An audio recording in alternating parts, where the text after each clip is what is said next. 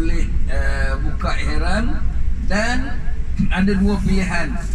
Lepas buka ihram tu mereka nak balik tawaf Mekah ke ataupun nak terus balik ke Mina untuk berehat di sana.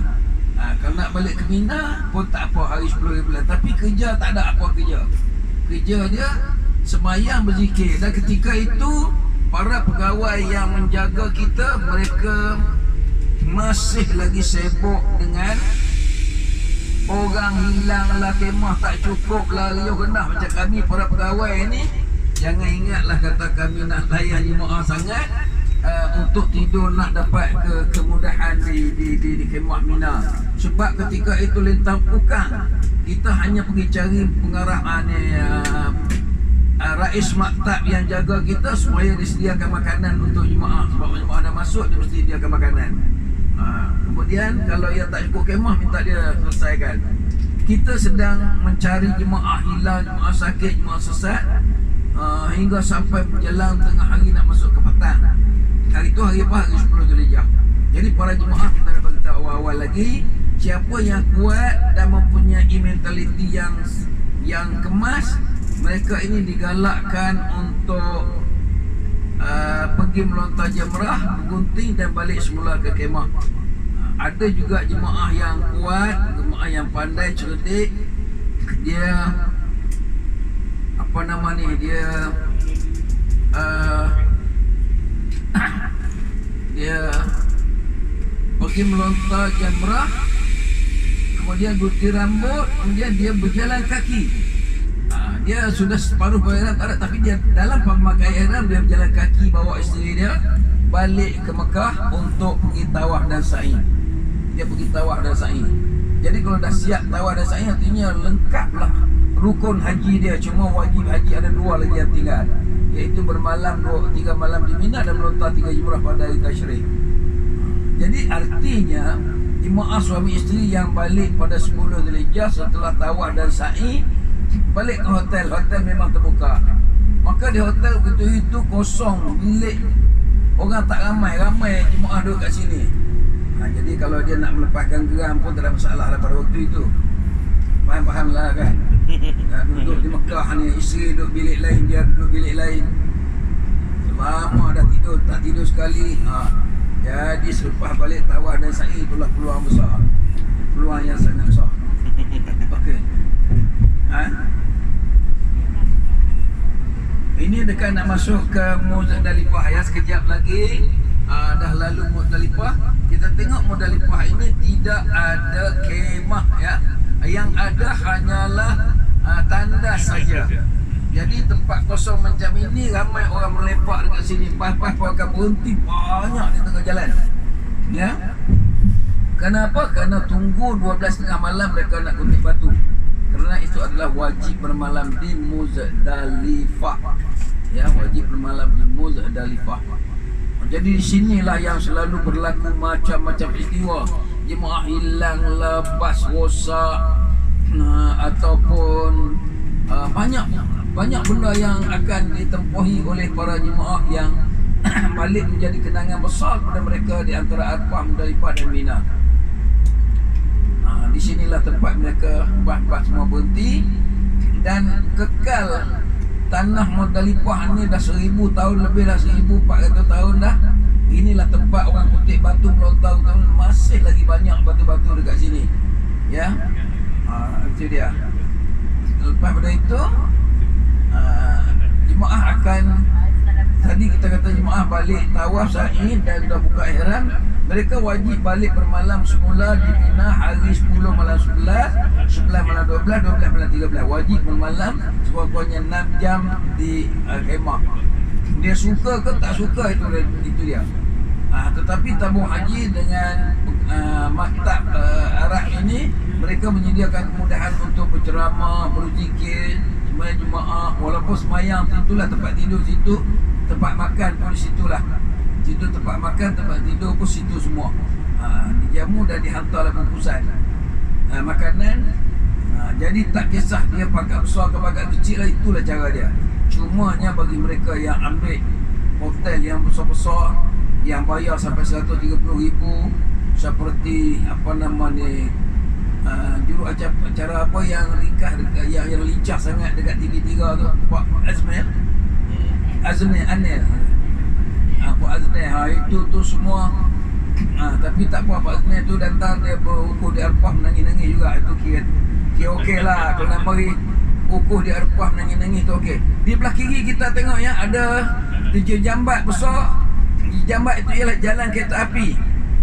Jalan kereta api ni selama 3 tahun Prasarana telah diberi tugas untuk mengendalikan kereta api. 27 buah kereta api dikendalikan oleh Prasarana selama 3 tahun kalau tak salah. Jadi diangkut marilah lebih kurang dalam, kalau tak salah saya, hampir-hampir 400 orang pekerja kereta api bawa kemari. Dan mereka ini ada yang berani buat haji sekali, ada yang tak berani sebab undang-undang tak boleh buat haji. Mereka terus berangkat orang daripada Arfah ke Muzdalifah ke Mina, tapi tidak berniat menggunakan haji, tak jadi haji. Balik pula nak datang semula kena register kata buat haji, lagi payah. Ada juga jemaah yang datang tanya saya sebab Andalusia telah diberi 3 tahun cukup untuk melakukan percubaan menaiki kereta api untuk apa namanya, testing fire ni api ni, kita panggil emergency ni, apa program dipanggil tu? Tak tahu, saya lupa dah. Fire drill. Fire drill, ya fire drill, lupa pula. Untuk fire drill 3 tahun dipanggil. Jadi saya bawa lah 120 jemaah naik kereta api percuma. Wah, bukan punya seronok lagi. Pasal apa? Prasarana manager dia tu apa nama, penyokong kuat Andalusia. Jadi dia panggil. Tu kita tengok sebelah kiri kita ni stesen kereta api ya. Stesen kereta api Muzdalifah. Untuk orang-orang turun ni, untuk orang turun ke sini bagi tujuan ni, untuk mereka bermalam di Muzdalifah. Jadi tengok mana ada kemah dekat sini. Yang ada cuma apa yang dipanggil itu saja. Kemah tak ada. Di sinilah tempat jemaah turun mengutip batu. Tapi bukan semua sini ni, kebanyakan orang Arab.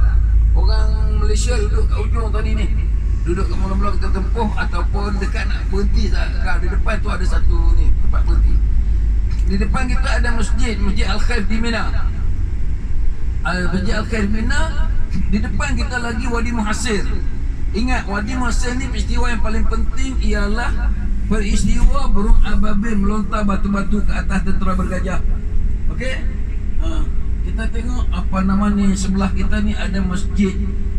Ni nama Masjid Masyair ya, Masjid Masyair, Masjid Muzdalifah. Masjid ini ada sebagai lambang sahaja. Sebab dia tidak ada sembahyang Jumaat, tidak ada apa. Jadi mana jemaah yang sampai sini tengah hari atau pagi tu mereka sembahyang subuh dan sembahyang tengah hari. Tapi kemah cukup banyak lah kat sini. Kemah banyak sekali ya. Okey.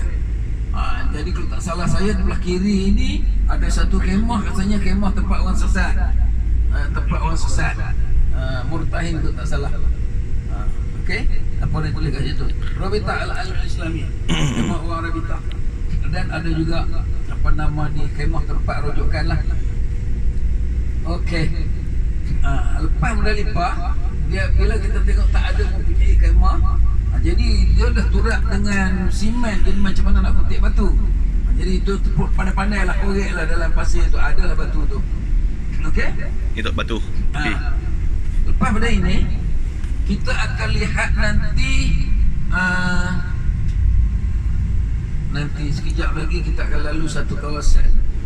Kalau dia lalu satu kawasan dekat dengan tempat melontar nanti, saya nak tunjukkan satu batu peringatan.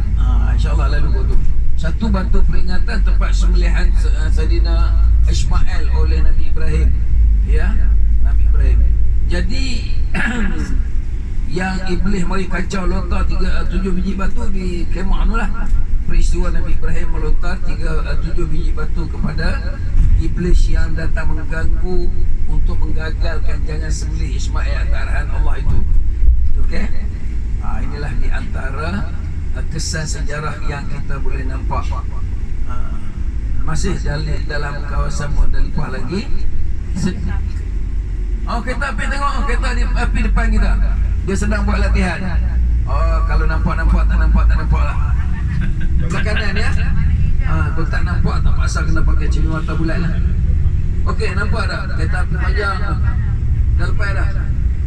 Kereta api lalu tak kepala kita tak perasan ya. Itu 27 gerabak yang dikendalikan oleh prasarana, namun akhirnya dikembalikan balik kepada China sebab China yang membinanya. Dan China ni satu, belanja dia lebih murah, tetapi malang sekali. Mana pekerja Cina yang maksudnya disuruh diislamkan dahulu. Bila Islamkan untuk buat kerja, setiap hari Khamis malam Jumaat mereka bercuti di dalam apa nama ni, asrama. Ini dah mula masuk sepadan Mina dah. Maksudnya kita tengok ada signboard besar kat sini ni, belah kiri saya ni. Itu ialah menunjukkan sepadan Muzdalifah Mina. Jadi kita dah lepas dah bermalam di Muzdalifah. Dah masuk ke Mina. Sebab itu nampak balik dah ada kemah. Inilah kemah tempat tinggal jemaah. Okey. Tolong tengok sebelah kiri ya, ada batu putih. Tengok sebelah kiri ya. Sebelah kiri ada batu putih di atas tu. Itu adalah tanda Nabi Ismail dikorbankan oleh bapaknya Nabi Ibrahim. Tengok ada batu putih di atas tu. Ya. Hanya di kadang-kadang kita ni kalau ada masa kalau masa panjang dia akan kita minta berhenti, tapi oleh sebab kita nak masa nak di atas bukit sana ya, ada tanda batu putih belah betul tanda kita ni. Tak pun nampak. Dah lepas. Sekarang sudah masuk, tengok dah ada Bidayatul Mina, dah masuk sempadan Mina. Tadi kita tengok masih ada kemah di Muzdalifah. Itu bagi tujuan jika terlalu penuh sangat Mina, mereka bermalam Muzdalifah dianggap sebagai Mina juga. Jadi saya pernah 2 tahun kena dekat sini. Jemaah dia rendah, dia kata apa suruh kita bermalam di Muzdalifah tapi kata Mina. Malam tadi kata Muzdalifah, malam ini dah tukar, bila jadi malam dah kata ni pula. Saya panggil petugas Arab, mutawai Arab, mari suruh bagi ceramah. Dia ceramah lah bahasa Arab, kita terjemah. Apa diam. Tanya kena bayar dam atau tidak, saya kata tak kena bayar dam. Saya dah diberi hukum macam itu. Ya. Ini apa nama kawasan yang salah ya, saya tengok tadi tu. Yang sembelih Nabi Ismail batu seketul di atas bukit tu. Ya tu. Batu seketul di atas bukit sana ujung. Tadi salah ya. Dah lama tak beri 2 tahun dah lupa. Itu tempat sembelihan Nabi Ismail. Cepat lepas pada ini kita tengok ada kawasan tempat melontar lebih kurang 1 kilometer lebih kurang. Ada kawasan tempat melontar. Tempat melontar ni kerana diganggu oleh iblis mengacau Nabi Ismail, menggagalkan pengorbanan mereka. Itu tengok batu sebelah kiri ya. Batu atas putih tu kalau nampak tu. Itulah. Tersilap tujuh tadi. Kan? Dan di sebelah kanan, sebelah kiri kita juga ada bukit. Di atas bukit ini banyak rumah-rumah. Ini ialah istana Mu'tamarah, tempat tempat tinggal para tetamu kerajaan Saudi di seluruh negara. Jadi dulu Tun Gafar Baba pernah duduk kat sini. Ramailah pemimpin besar kita didudukkan di sini untuk bermalam di 3 malam di Mina ya. Tapi mereka duduk 2 malam lepas tu cabut, tak larat duduk. Okey, dan di bawah sini adalah merupakan tempat hospital dan pengawasan para jemaah. Okey, kita tengok kemah yang kita nak duduk di Mina tu. Inilah kemah yang belah kanan kita ni. Ya. Kemah ni kecil saja, boleh muat, pada asalnya design untuk 16 orang. Tetapi orang ramai sangat, satu kemah diduduk 22 orang. Ini yang bergaduh riuh ni. Bergaduh riuh, tak boleh nak duduk, nak letak beg pun tak boleh. Punya payah. Cuba tengok di depan kita ada bangunan besar macam tempat parking kereta tu. Itu adalah jamrah. Jamrah tempat melontar ada 3 jamrah. Jamratul Ula atau Jamratul Sughra, Jamratul Wusta Dan satu lagi Jamratul Aqabah ya. Jamratul Aqabah. Jadi kita tak akan berhenti di sini. Ya. Kita tak berhenti di sini. Kita lalu naik ke Jamal, pas perlahan kita boleh tangkap gambar melalui tingkap sajalah ya. Melalui tingkap saja. Dan kita tak tinggal di kawasan ni, bukan kemah ni, kita tak tinggal sini. Kita tinggal di belakang sana. Ini masjid, nama Masjid Al-Khaif. Masjid Al-Khaif ya. Kita tengok sebelah kiri kita ada bangunan panjang tu, itu tempat melontar ya. Berhenti sekejap, boleh tengok kemah dan tengok belah kiri. Tengok belah kiri ya. Kemudian kita tengok ada 1, 2, 3, 4, 5, 6 buah flag di sini. Flag ini bagi orang-orang sangat-sangat VIP. Harga dia ialah selama 5 malam bayar 12,000. Itu dululah, 5 malam duduk kat sini bayar 12,000 dengan makanan semua cukup lengkap lah ya. Cuba kita tengok macam laut makanan kemah kita sebelah kanan ya. Sebelah kanan kiri. Ini tempat kebanyakannya tempat orang Arab, bukan orang Malaysia. Orang Malaysia kita tengok di ujung ni nampak ada satu terowong, ada 2 terowong. Cuba kita tengok dia lalu kat ni atau tidak. Tak dah, terus. Tu je. Belah kanan tengok. Belah kanan. Tengok belah kanan ada terowong. Terowong itulah tahun 90 berlaku, berasak-asakan di sana, mati 77 orang Malaysia. Orang lain banyak lah. Itu terowong ada 2 biji. Dulu satu terowong saja, pergi ke situ, balik situ, berlaga dalam terowong tu, berpijak-memijak di antara satu sama lain. Okey? Sebab jemaah haji Malaysia dan Asia Tenggara semua duduk di sebelah terowong ini. Duduk di sebelah terowong. Dinamakan kawasan ni kawasan Al-Mu'assim. Al-Mu'assim. Jadi itulah sejarah yang paling panjang ya. Sekarang ni duduk sini, tapi kita tak lalu lagi dah terowong yang 2 tu. Kita ada terowong lain. Terowong itu lagi banyak terowong. Lagi banyak terowong berjalan kaki. Inilah apabila seorang yang kurang upaya datang menunaikan ibadat haji, problemnya nak jalan kaki pergi melontar. Cukup susah sangat bagi orang yang wheelchair ni. Sebab di tengah terowong tak dibenarkan tolak wheelchair. Jadi kalau terpaksa, dia wajib haji kena buat juga. Bila wajib haji terpaksa kena buat, terpaksalah kena badalkan atau upah orang melontar. Jadi bila upah orang melontar, banyak peristiwa berlaku, banyak kisah-kisah kutip duit tapi tak melontar. Pasal ramai sangat budak-budak ni cari duit, tak ingat siapa yang ni, dia pun tak tahu. Kemudian dia pergi melontar, dia lontar semua untuk satu jumlah. Kalau 20 orang satu jumlah. Sedangkan tak boleh. Dia kena lontar orang badan yang pertama, habis 3 patah balik. Kalau dia ambil 20 orang, 20 kali ulang satu hari. Malahnya dia pergi buat satu jumlah 20 orang, satu jumlah 20 orang. Tak boleh. Ya. Ada kawasan yang kita lalu ni dulu ialah kawasan tempat sembelihan. Sekarang ni tak boleh buat lagi dah sembelih kat sini. Tempat sembelihan. Ya. Untuk apa? Untuk orang bersembelih korban pada 10 Dzulhijjah hingga sampai 13 Dzulhijjah. Dan ada tempat orang membayar dam tamattu'. Sebab digalakkan sembelihan dam tamattu' pada 10 hari bulan Dzulhijjah di Mina selepas melontar jamrah dan juga pengukir rambut. Itu ikut syarat awal. Dan itulah juga apa yang dilakukan oleh baginda Rasulullah SAW. Dia menyembelih 10 ekor unta dan lagi 53 ekor diserahkan kepada Saidina Ali dan juga Saidina Umar Al-Khattab melaksanakannya. Sementara dia, Saidina Abu Bakar, Aisyah dan beberapa sahabat naik unta 10 Dzulhijjah pergi ke Mekah untuk pergi melakukan tawaf sa'i dan melepaskan ihram lebih awal ya. Jadi Rasulullah sampai melontar Jamratul Aqabah, terus dia bercukur rambut dan memerintahkan sembelih. Katanya dengan tangan dia sendiri sembelih 10 ekor unta. Lagi baki 53 diserahkan kepada Saidina Umar sembelih untuk besok hari 11, 12 dan 13. Itulah pemurahnya Rasulullah SAW. Dalam babnya orang kata Rasulullah ni miskin. Dia katakan Rasulullah ni miskin. Tapi Macam mana kalau miskin dia boleh sembelih 63 ekor unta? Artinya dalam bab tu Rasulullah kaya, ya.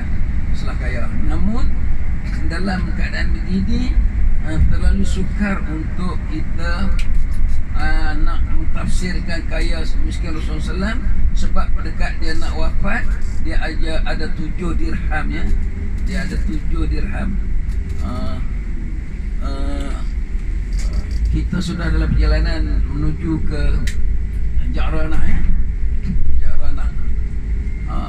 Rasulullah dekat nak wafat ada 7 dirham. Waktu dia sedang sakit, sedang kering, maka dia pesan kepada Sayyidatina Aisyah, "Ya Humairah, wahai si sayangku yang berpipi merah, aku ada baki duit 7 dirham dalam poket aku. Tolong bersedekah kerana aku tidak mau meninggal dunia atau mati dalam keadaan aku bawa harta dunia bertemu dengan Allah SWT." Jadi nak cerita miskin kaya Rasulullah, dia tak mau mati dengan meninggalkan apa-apa. Tapi kita tak buat macam Rasulullah buat. Mengapa?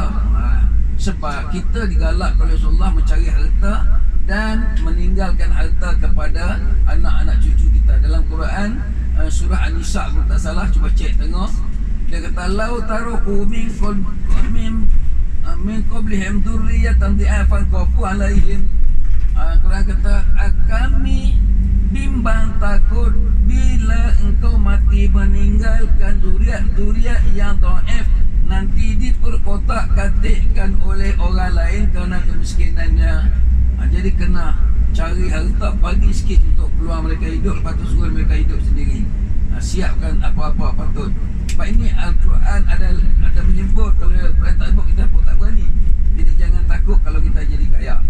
Namun Nabi dia tak nak. Sebab Nabi la yarisu wa la yurasu. Nabi ni dia tak boleh mewarisi harta orang lain daripada bapa dia meninggal dunia pun tak tinggal harta, melainkan seorang saja. Rasulullah wafat tinggal seorang hamba nama apa ya, yang menyambut kelahiran Rasulullah SAW, Suhaibatul Aslamiyah, kan? Suhaibatul Aslamiyah, seorang tu saja. Yang untuk dia tu pun tinggal bukan sebagai harta, sebagai pembantu rumah, kerana dialah yang bertanggungjawab menjaga Rasulullah SAW waktu dilahirkan. Suhaibatul Aslamiyah. Nama dia pun dikaitkan Aslamiyah, kan? Okey. Dan Nabi tidak boleh meninggalkan. Nabi bapa dia meninggal tak tinggal harta dekat dia. Mengapa? Abdul Muttalib pun tak tinggal harta dekat dia. Ni Abdul Muttalib, nenek dia, datuk dia. Kemudian dia juga bila meninggal dunia, dia tak mau meninggalkan sebarang harta untuk dipusahkan oleh orang lain. Dia tak mau sama sekali tinggalkan harta pusaka, biar dia mati dalam keadaan clear, tak ada apa-apa, cuma baju saja. Tinggal baju saja. Baju tu pun tak diagih, tak dibagi pada orang lain, tinggal sebagai sejarah. Dan untuk maklumat kita, semua barang-barang hadiah, barang-barang peninggalan Nabi tidak disimpan di Mekah Al-Mukarramah. Kerana dalam penghidupan Ottomaniyah itu, ketika itu para khalifahnya amat bimbang takut barang-barang sejarah Rasulullah hilang, maka mereka telah mengangkutnya pergi ke Konstantinopel ataupun pergi ke Istanbul. Maka di Istanbul lah Masjid Tokapi, di Masjid Tokapi, banyak benar kisah sejarah Rasulullah. Pedang dia pun masih ada dekat sana, janggut, rambut masih ada di sana, disimpan, ya. Disimpan di Museum Tokapi, ya. Tokapi di sana. Jadi marilah kita buat program pula nanti satu hari, ramai-ramai kita dalam bas ni pergi ke Istanbul dengan Andalusia Travel and Tourism Rad. Kemudian balik kita buat umrah, dapat lagi satu kali. Banyak sejarah kat di sana, ya. Okey, itu panjang cerita lah. Kita nak pergi ke Ja'ranah ni sikit. Kita tidak buat umrah, ya. Biasanya buat umrah kat sini. Pendek kata, setelah itu saya dah cerita dah. Tahun yang ke-8 Hijrah Rasulullah buat kat Mekah. Dalam pembukaan Mekah tu seluruh orang Arab sudah menerima Rasulullah SAW, dan segala patung-patung yang ada di Kaabah sudah diruntuhkan oleh Rasulullah dan Bilal dan ramailah. Jadi ramai pula keinsapan yang berlaku pada orang Quraisy yang menentang Rasulullah masuk Islam. Untuk maklumat dari segi sejarah, dia cepat sangat orang terima Islam sebab Umar bin Al-As bersama dengan Khalid bin Walid, mereka ini telah masuk Islam tahun yang ketujuh. Tahun yang ketujuh iaitu tahun yang ke-6 Rasulullah datang buat perjanjian Hudaibiyah. Tahun yang ketujuh Rasulullah datang buat Umratul Qadha. Jadi bila buat Umratul Qadha, balik saja semula ke Madinah. Dalam perjanjian Madinah, mana-mana orang Madinah yang sampai ke Mekah, mereka ditahan 6 bulan di Mekah. Karantin SOP waktu itu yang termasuk dalam karantin COVID juga kot. Tapi tak adalah COVID waktu itu, tapi karantin. Masuk ke Madinah 6 bulan nak tinggal Madinah, tak boleh balik. Tetapi orang-orang Mekah yang sampai ke Madinah dengan tidak izin walinya, pemerintahnya kenalah pulang balik segera. Jadi Sayyidina Khalid bin Walid dan Umar bin As, dia kata ini perjanjian tak betul punya ni. Islam juga bagus. Mari kita cuba tengok. Mereka telah lari pergi ke Al-Madinah Al-Munawwarah dengan diam-diam jumpa dengan Nabi dan memeluk agama Islam. Dua orang, Umar bin As dengan Khalid bin Walid. Bila masuk Islam, Nabi kata kau orang datang ni melanggar perjanjian, tak boleh lama, kena balik juga. Hantar balik. Bila hantar balik, jadi mereka telah mengamalkan perjanjian Al-Hudaibiyah. Okey, sini kita dah masuk ke sempadan nak pergi ke Ja'ranah. Jadi ini sempadan tanah halal dengan tanah haram. Dan di belah kanan kita ini adalah museum bola sepak. Stadium bola sepak. Stadium bola sepak ini mengapa duduk di tanah halal? Kerana pemainnya pakai seluar pendek. Jadi bila duduk tanah halal, halal lah mereka pakai seluar pendek. Itu yang jawab dia. Kan? Dia tak duduk di tanah haram. Kalau tanah haram tidak ada stadium bola sepak, kerana nak main kena pakai seluar pendek. Itulah cara dia.